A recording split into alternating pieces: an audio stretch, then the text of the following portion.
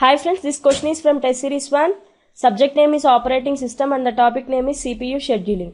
Consider the following set of processes with arrival time and CPU burst time given below. Processes, arrival time and burst time. The completion times of P0, P1, P2, P3 respectively using round robin scheduling with a time quantum equal to 2R. Option A 8, 10, 12, 15. Option B 9, 11, 13, 15. Option C 8, 16, 13, 15. Option D 8, 15, 13, 16. Before going to solve this problem, we have to know what is meant by round robin scheduling algorithm. It is nothing but a preemptive scheduling algorithm. In this, CPU switches between two processes. That is nothing but when the time quantum is expired, the CPU switches to the another job. Whether the job is completed or not, it will go to the next job. In this, ready queue is a circular queue. Here, ready queue is nothing but the processes which are ready to execute their program.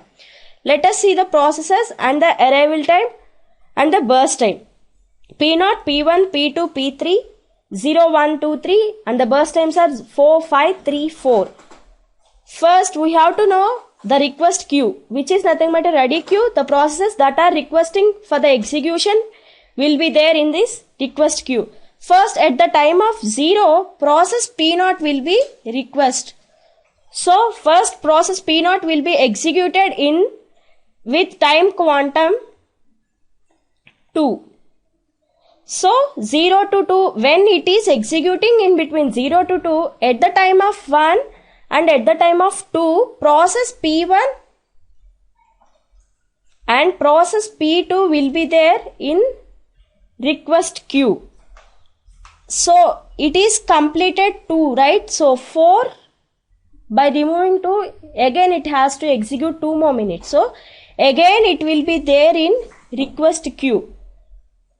So, first here after completion of P0, P1 will execute. So, P1 2 to 4. So, in this meanwhile at the time of 3, process will be there, process P3 will be there in request queue to execute its program. So, here process P1 is executed. So, 5 minus 2 which is nothing but 3. So, again it has to execute. So, again it will be there in request queue. After that process P2 will execute. So, 4 to 6. 4 to 6 is nothing but 2. So, process P2 burst time is 3. So, 3 minus 2, 1. Again 1 more minute it has to execute. So, again it will be there in request queue. Process P2. So, at this time process P2 is completed. So, after that P0 has to be executed, right? P0. So, 6 to 8. That is here it is 2 completed. So, it is 0.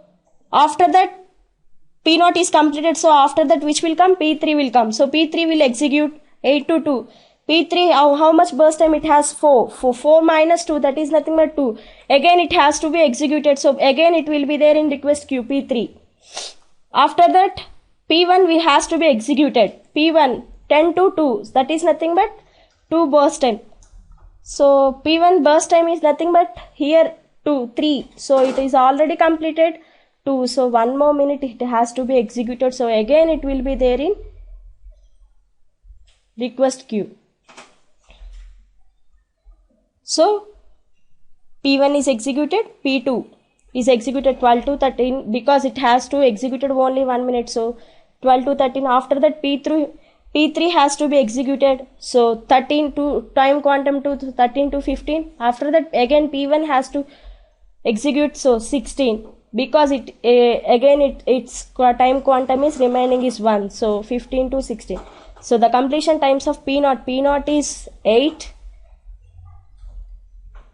And for process P1 it is 16 and the process P2 it is 13 and the process P3 it is 15. So, the sequence is for process P0 it is 18, for process P1 it is 16 and the process P2 it is 13 and the process P3 it is 15, which is nothing but option C. Option C. From this question, what we learn, what is meant by round robin scheduling? and how to calculate the completion times of the process P0, P1, P2, P3 with the time quantum 2. Thank you.